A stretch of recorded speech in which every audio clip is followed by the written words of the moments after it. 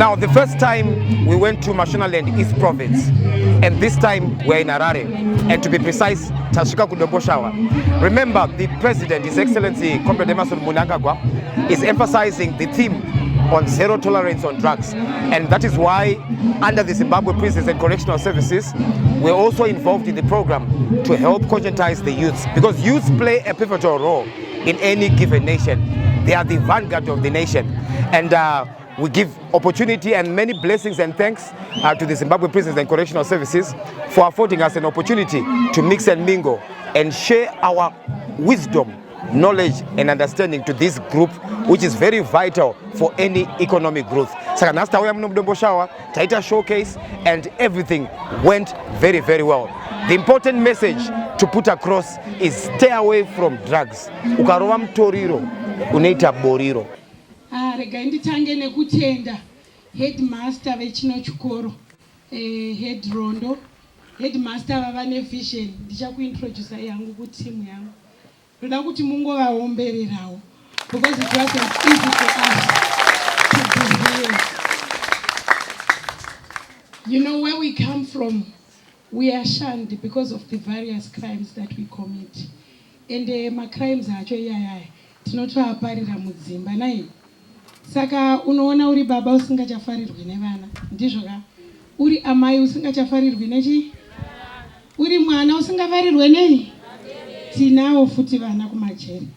Saka ndoda kukutendai head. Musati maziva nezvedu isusu. Tatambura kusvika kuno kuhead. But nguva iyoyo yakatikoshera. Nguva chinhu chakakosha nai. Zuva ranhasi ngarichinje upenyu hwako. Uri kunzwa mwana wechikoro?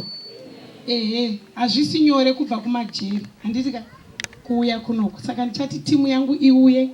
Vanozviintroduce vega muchivanzwa nai. Please, ladies and gentlemen, come up.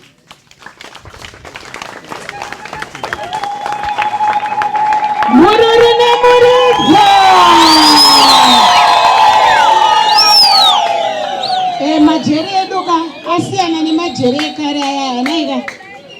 Isusu tinobva muvanhu saka tinodzokera muvanhu nai. Munotenderwa kufara nai. Boriro nemuridzo.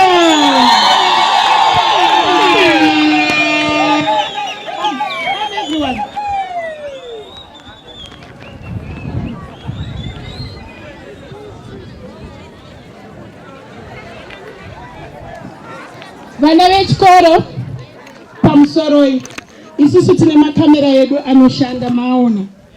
I think those cameras are better than what you have. Thank you. May you take your seats?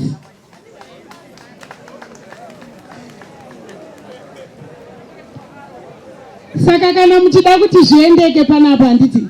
Ndoda kuti musupport vision ya head wenyu handiti ka? Saka tisati taita ma introductions. Rega nditange ndichiti pamusoroi mambo wekunoku, mambo Chinamora nai. Tinokukudzai, tinokuremekedzai. Rega nditizve pamusoroi masabhuku ese ari pano. Tinotenda nekuti koka kwamaita. Rega nditizve kare makansela edu ese ari pano pamusoroi. Ndotizve zvakare pamusoroi head nemukana wamatipa. Ndotizve zvakare deputy head chagumisa pamusoroi. Tinotenda zvikuru masenior teachers edu ari pano, teachers edu, team guide and counseling. Anditi riripoka tinotenda. Rega nditizve pamusoroi vana vechikoro. Ndati chakakosha inguva. Saka nguva yanhasi ngaikukoshere. Ndoda kuti munyarare, muteerere, muzwe zvichataurwa panapa. Nekuti ramangwana muchazotinetsa makutsvaga futi mabasa. Handiti? Saka nyatsoteererai vana vechikoro. Handiti? Utirai maoko tiende pane chimwe chitsiga.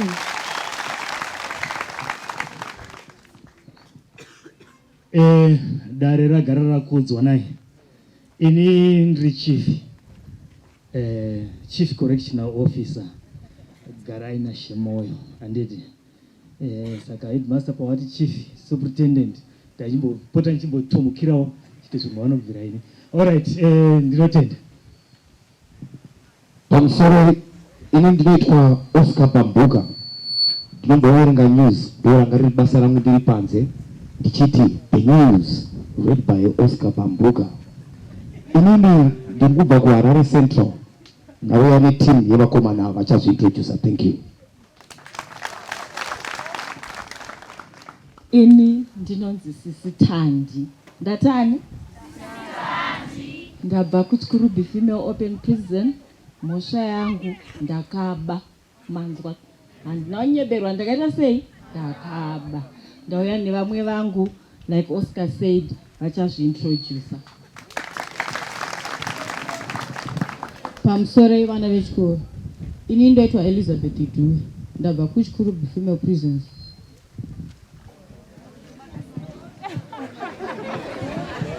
Mhosva yangu ndeyekuba. Muri vaitere vana vechikoro. Zita rangu ndinoitwa Michelle Chishuro. Mhosva yangu ndeye assault yekurovana nevamwe. Simuripo here.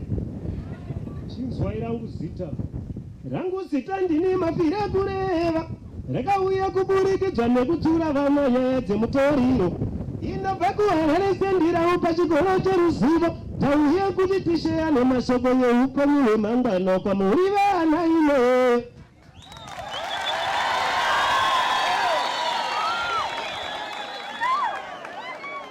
Okay, my name is Blessed Chirenje. Ndinobva paMauntaron panyombo pamakorekore paya paya. Mhosva pane zvakangoitika toti mbichani kwete stereki.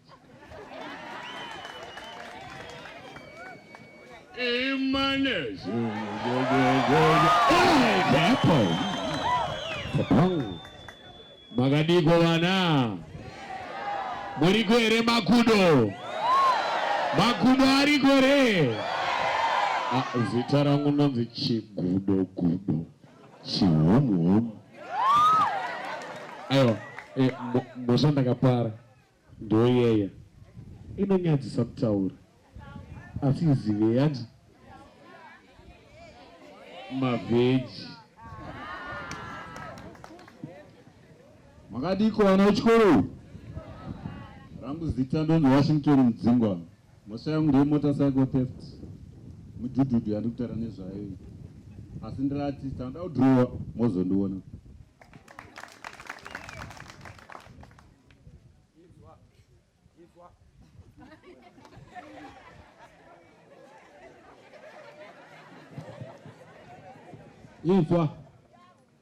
Izwa. Zinde kugara mundove. Hunzi ndiri mombe. Zvipiko tairaramira muvanhu. Tichiti tiri vanhu asi zvipiko. Ndovova nepiko vanachipanga mazano. Vananyanzvi vanosimba rekutasamudza zvakupfungwa dzakakombama. Ivoka vanambuya chipfunda vamaona ava vanotwasamura isu tinenge tapinda nemunzira dzisiri idzo. Hekani hwaro iwe waitirwa nyasha wasangana nanyanduri mupakuri wemashoko akaurungudwa vanondiziva noniziva nekutamba nemazwi akaurungudwa akakwenenzverwa akanomisikidzwa. Hekani hwaro ini ndinozitonderai mhandu. Mazvinzwa here? Ndiri nyanduri vanondiziva kuti vasangana nanyanduri tichakupakurira zvatinazvo. Ndinogadzira ndinorumba zvose zvamuri kuona zvinapo izvozvo. Tisu tinozvigadzira izvozvo nekuti munhu mutema akaiswa pakona njere ndokuti dzishande. Mazviwa?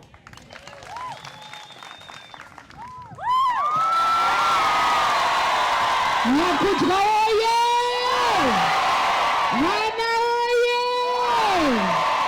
Inini zita rangu ndoitwa Maititi Baba Titi. Ndakushanyiraiwo zuva ranhasi. Mhosva yangu ndeyechikwereti asi ndakazochibhadhara zvangu. Thank you.